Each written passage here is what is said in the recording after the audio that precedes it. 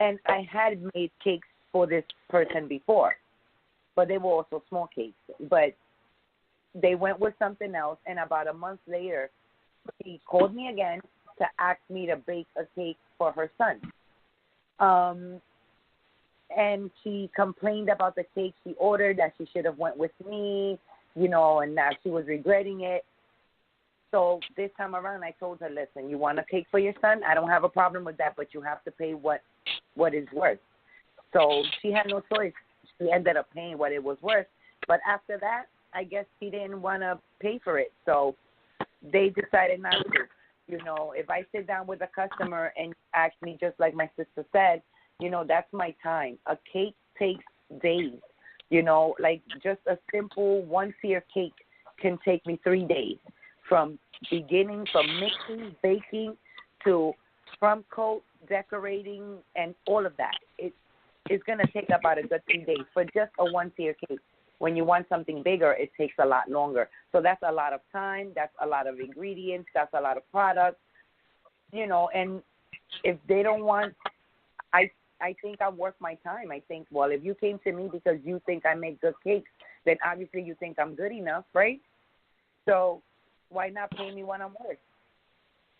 Makes a lot of sense to me, but unfortunately folks don't have that attitude. And April, I imagine you probably even able with that as well, because I know that me and several friends of mine that do various kinds of events, whether it's music events, whether it's festivals or whatever, people are always wanting to get advice. And that's where they seem to hurt with the consulting business. And I imagine the same is even the case with Albert, if he's still on the line as well, because a lot of times folks who want to give that advice, now they're going to pay the plumber to come and give an estimate, but then a lot of times they don't want to pay an event planner to give an estimate or to give advice on whatever is going on. They just expect that you're going to give all this knowledge that you've gotten and garnered over a period of time for little to nothing, or in some cases they just want you to do it because of the you're a gracious person or whatever. But I find that a lot of times, particularly with service kind of fields, which is what event planning winds up being, they just kind of like feel that you need to give them the advice without necessarily getting any sort of financial reward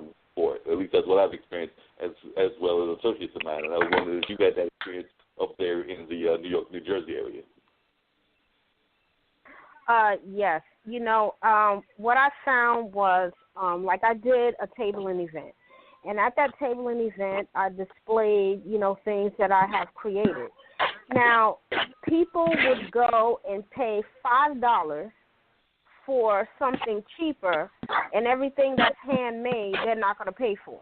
Oh, that's just too high. I can't really. Oh, no, I'm not going to be able to do that. I'm not going to be able to buy that. These are the things that they say. However, when you say, you know what, we should support black businesses. Well, black businesses can't survive because they want to undercut us. They you see the work, you'll try it on, or you'll look at it. Oh, this was done so well, but you don't want to pay for it. So I find that we as, and I'm just going to put it where it is, black people, we do that. We want a discount. We want to. Oh, no, I just can't. No, I can't afford that. But what Timeshia said is right. They would not confront a business that's been established out in the community, but they would actually say to the three of us, oh, we're not going to be able to afford that. That's just too high. But I believe the approach of, well, you know what, thank you so much for thinking of us, but we're going to move forward. Because if we don't, we're going to suffer in the end. We're not going to make any money. And I find that that's what people do. Because even at that vending event I went to, I didn't make any money that day because no one wanted to pay the price for it. They wanted me to give it to them for cheap, and I wasn't willing to do that because my time was a part of that. I spent time creating these things, and even when you're thinking about an event, if you're thinking about an event that you have a huge hall that you have to decorate, take your time. You have to be there at a certain time to put all of these things together, or you're asking for certain type of centerpieces, and you make them, and all of a sudden, oh, I'm not going to be able to pay that. That's just too expensive. That's, really insulting, one. And two, you're not thinking about the fact that we're trying to thrive. And that's where I feel a lot of businesses will have grand opening, grand closing, especially if you're a black business up and coming and you're trying to make it. You can't always cater to those that want, a budget all the time. Because you do it once, they're going to want you to do it over and over again. Yeah, that's very true. So that's my experience. Yeah, you're absolutely right about that. We definitely don't support each other like we should.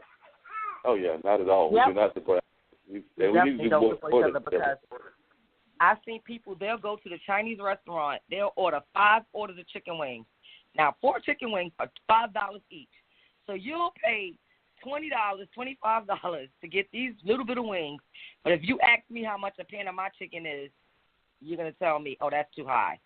But you'll go to the Chinese restaurant and spend $5 for 4 chicken wings. Wow. So I just don't understand that people don't support. They don't want to support. They don't want to support. It's bad. It's bad, and that's why you have to go to corporate world, because corporate will support you before your own people support you. And it's sad, but it's the truth. I say the same thing. They'll go to a regular bakery, and pay $40, $50 for a cake that is full with just a regular basic cake. They'll charge you extra to give you chocolate ganache filling. They'll charge you extra to make the cake itself chocolate. They'll charge you extra if you want fondant. Like I made a cake exactly like one of theirs, and I literally charged, I think it was like maybe 40% less than what they were charging, pretty much. And I was like, and my cake tastes better. My cake tasted a lot better. I make everything from scratch. I use wonderful ingredients, fresh organic stuff. So pay for the quality instead of everyday stuff. Yeah, because you're right. They really don't want to support, and it's really sad because they'll ask you, oh, do you have a license for this? Do you have a license for that? Do you go into that Chinese restaurant asking for a license? Do you go into that Jamaican spot and ask for a license? Do you go into that Spanish restaurant and ask for a license? You do not. And I guarantee you, the most of those places you go into do not have one with those people working in there. But they'll ask us, oh, do you have a license to do that? I've been asked that. Do you have a certificate? Did you say a license? I'm licensed. I have a license. I have my food handler's license. I do. But, that's what they do. Instead of wanting to support, they'll ask you, oh, do you have a license for this? You don't go, when you go to Chinese restaurant, you say, oh, do you have a license to sell me those 4 chicken wings? You don't do that. So why do it to someone that's trying to bring their business and nurture their business and make it big? Support us. That's what we asking. Support us and give us a chance. That's all. You'll never know what we can do unless you give us a chance. That's all we're asking anybody for is a chance. And February 23rd, 2019 at 5:30, that's your chance to give it to us.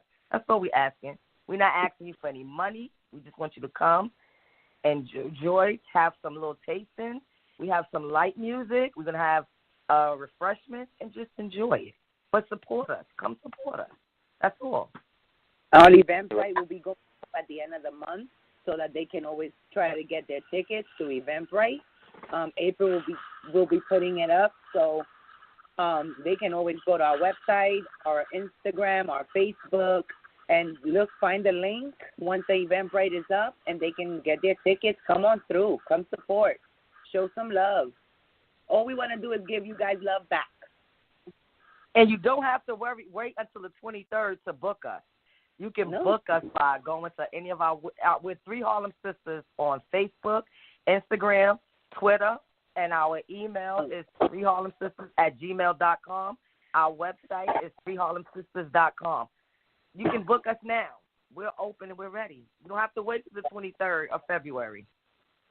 Nope. So it sounds like y'all can be booked right now if folks got events wherever these events are. Because we've already heard that they're willing to go to Mars still for an event. So they're willing to travel anywhere for these events. So like I said, wherever the event is, it sounds like they are willing and able to get there or find a way to get there. So wherever the event is, they are looking forward to it. So all you got to do is go to the website. Excuse me.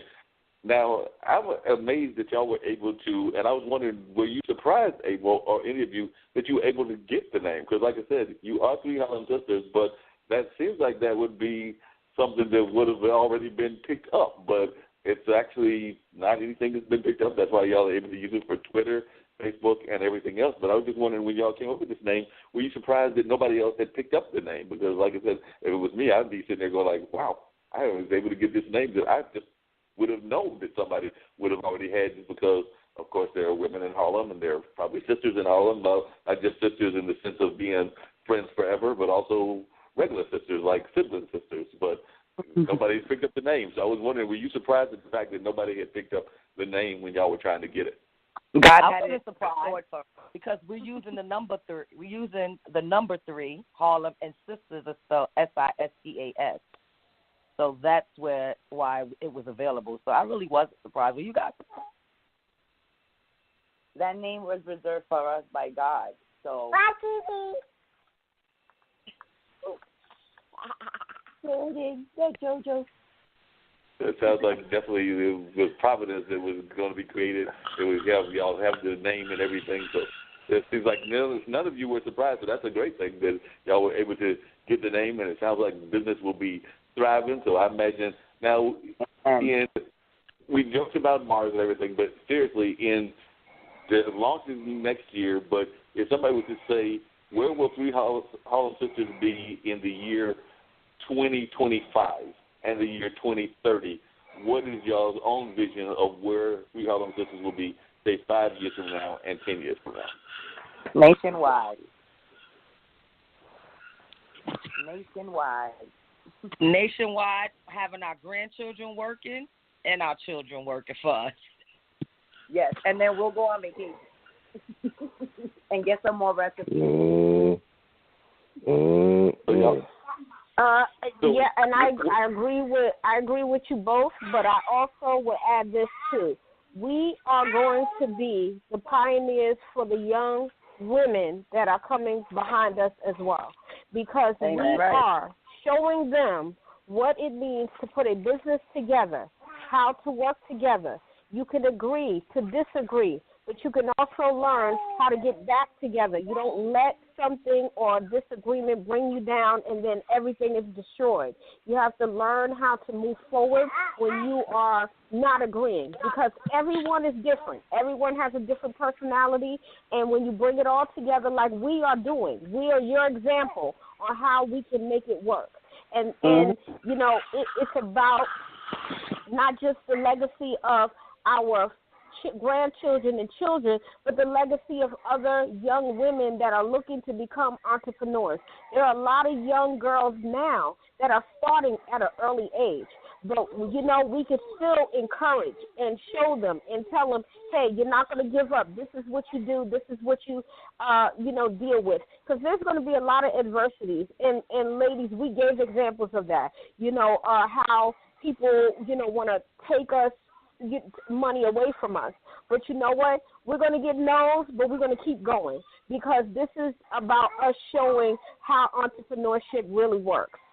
So that's what I say to that too, Mark, because I tell you what, 3HarlemSistas, we're going to make a mark 5 years from now, 10 years from now, but we can also be that same people or women that are reaching back and pulling other young ladies with us and showing them what to do and giving them opportunities to work for us too. Yeah, because that's one of the things that I know we've talked about on the show before that has amazed me, and I'm sure you ladies may have thoughts on this as well, but I remember growing up that there was actually courses in our high schools and in our education about entrepreneurship, about business, and definitely about homemaking skills. And it wasn't just the women that were taking those courses, because I know there were guys that were taking cooking lessons. They might not have all been in the auto shop kind of courses, but it seems to me that even in our education system, that it's going to take entrepreneurs like you ladies that are going to kind of fill that void, because not even our school system is teaching kids enough about business and enough about skill sets that can be turned into businesses like homemaking and like cooking and things of that nature. Because I don't know how it is in the New York school system, but I know down here a lot of courses are not really teaching those kind of courses the way they did